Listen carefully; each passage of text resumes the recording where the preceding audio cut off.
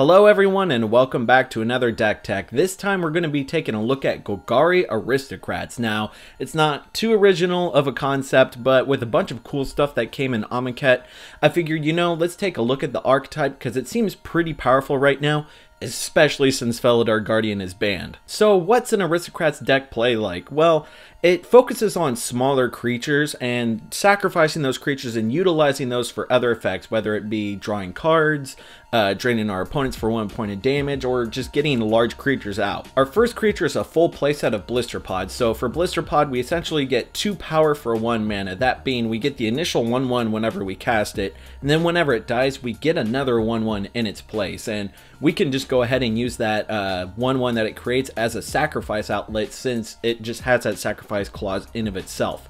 Not only does it add mana, which is pretty decent in of itself, but it caters to what our deck wants to be doing. Our next creature is a 2 of Carrier Thrall. So Carrier Thrall, for 2 mana we get a 2/1, nothing too special.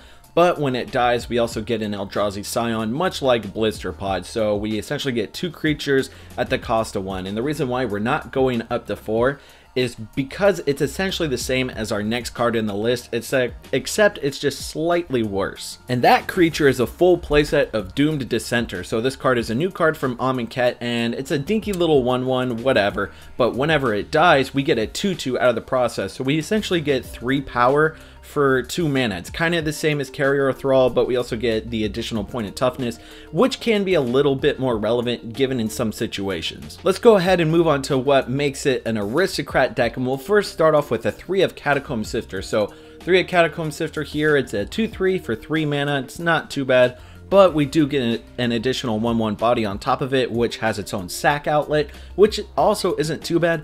But the best part, what makes it playable in our deck, is whenever a creature dies, we get to scry 1, so it gives us card advantage for whenever our creature's dying. We're already generating card advantage from our creatures dying for other certain effects, so it's just icing on top of the cake. And a card like this, while I could see people playing like a 4 of in the deck, for me, I just don't feel comfortable playing more than 3, just in terms of it being too redundant. Next, we have a full playset of Bone Picker. So Bone Picker here is a new sweet card from Amonkhet, and don't let its cost judge you, because as you can probably already see in the text, if a creature died this turn, it's essentially a 1 mana Delver of Secrets with Death Touch. So of course we're going to jam all 4 in this deck, and it doesn't even need to be our creatures that die, it could just be their creatures. Just as long as a creature dies, we get our own Delver of Secrets. So yeah, this card's pretty fucking sweet. Now, how are we going to get our creatures to die? Well, there is some sacrifice outlets in the deck, but with Amonkhet, there was a few cards in the set that caught my attention, and it was some things that I don't think anybody else caught.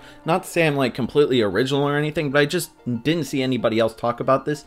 And this is the creatures that have -1/-1 counters. And we'll first begin with Exemplar of Strength. So Exemplar here is a 2 mana 4/4, which is pretty sweet, but when it enters the battlefield, we have to put some -1/-1 counters on a creature. Normally that would be considered a drawback, but in a deck like this where we want to be killing our creatures, instead of putting the -1/-1 counters on the Exemplar, we just throw it on our other creatures and get value while having a 4/4 for 2 mana on top of it. So essentially, Exemplar Strength here is essentially our deck's version of a Tarmogoyf, so can't really complain about that. And in tandem with the theme of -1/-1 counters like Exemplar Strength, we're also playing a 3 of Plague Belcher. Now, Plague Belcher here has some synergies with zombie strategies, but we're not really focused on zombies too much. Instead, we're more focused on it being able to put -1/-1 counters on killing our creatures.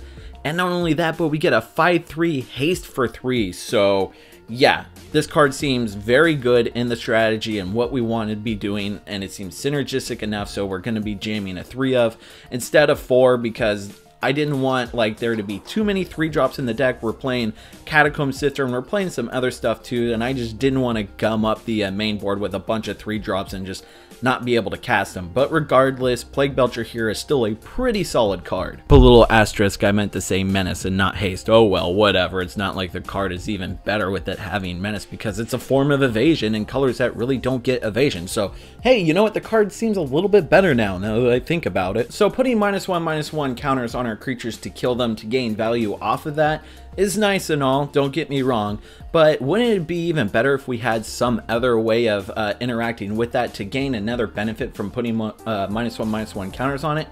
I'd like to think so. So that's why we're also playing a 2 of Hapatra, Vizier of Poisons. So Hapatra here is a pretty decent bear. For 2 mana we get a 2/2, and whenever it deals combat damage we get to throw -1/-1 counters on stuff, and that's well and good and all, but whenever we put -1/-1 counters on anything, we get a 1/1 snake. So we get more fodder for our sacrifice engines or whatever we have going on, and our deck already is wanting to put -1/-1 counters on stuff anyways, so this card seems pretty decent in terms of it being able to help us go wide in situations where we kind of need that to happen, because I mean, Hapatra seems nice and all, but doesn't even seem better if we put it on the board and then we put an Exemplar of Strength and kill our Blister Pod and get a 1/1, and then sacrifice that 1/1 and like get a Zulaport Cutthroat trigger to play a Plague Belcher and put another -1/-1 counter and make another 1/1 on top of that. It's just the value can just be absolutely insane if you play it correctly, and that's why I'm a really big fan of a deck like this. So since I already mentioned Zulaport Cutthroat, let's just go ahead and bring it up. We're playing a full 4 of, because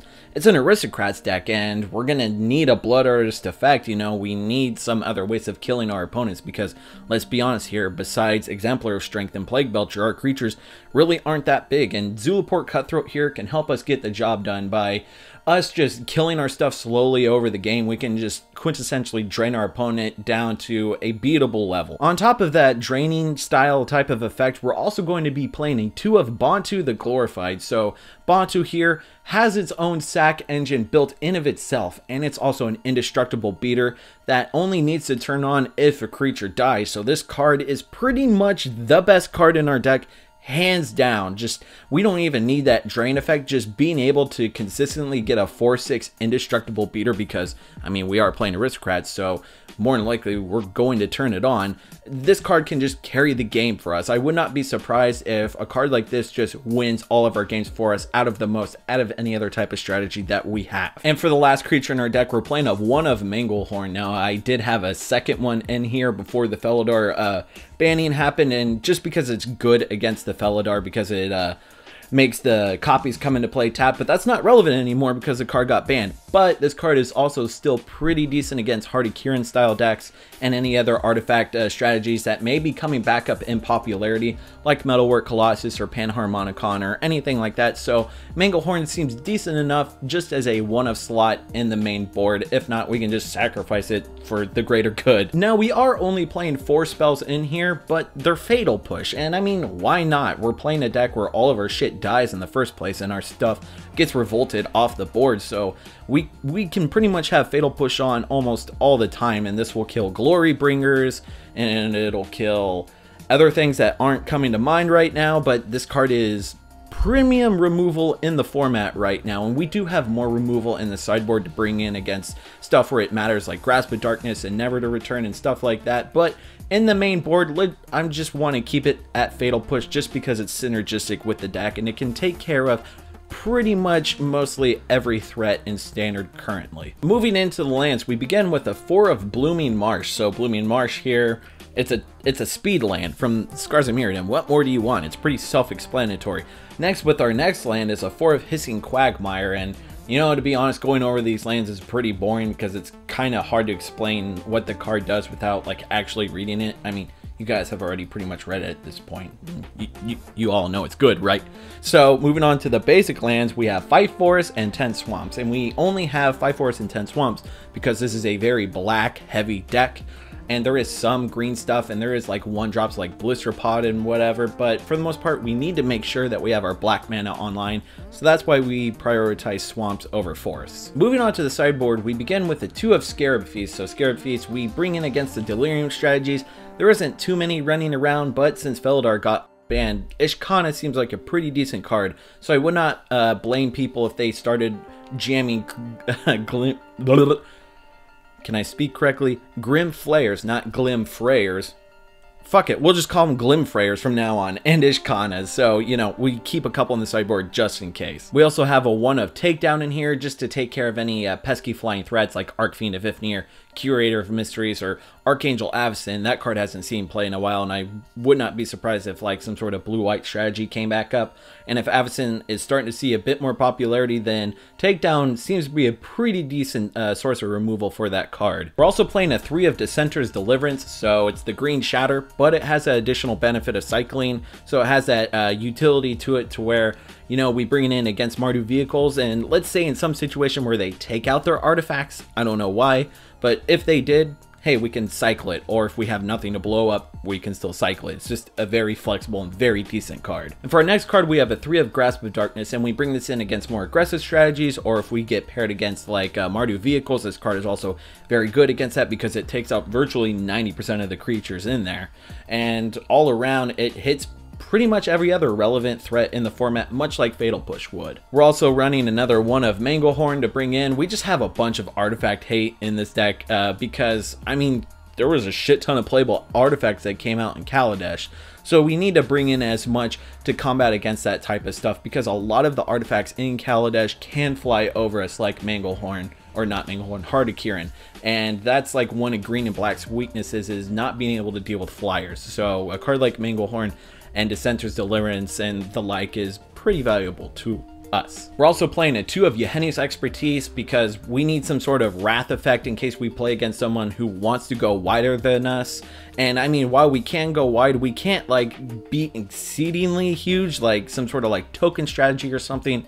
That's where Yahenni's Expertise can come in. Or if like the board state gets just so gummed up and you can't get through any damage without leaving yourself wide open, then Yahenni's Expertise can help reset the board and you can get your stuff back online because you're playing a super value heavy deck and you'll probably be able to recover more than likely. And for the last card on our sideboard, we have a 3 of Never 2 returns. So this card is essentially better than Ruinous Path in terms of it being a Planeswalker removal in Standard because, I mean, while we can play with Ruinous Path, Never 2 return has an additional benefit of it being an additional spell in the graveyard. Instead of Ruinous Path, we awaken a land and then we leave that land open to removal. So we just essentially spent mana, 7 mana, to Stone Rain ourselves. So Never to Return just seems like a better card all around. You know, we cast it, blow up their Gideon, couple turns later we get a 2/2 out of it. So seems fine.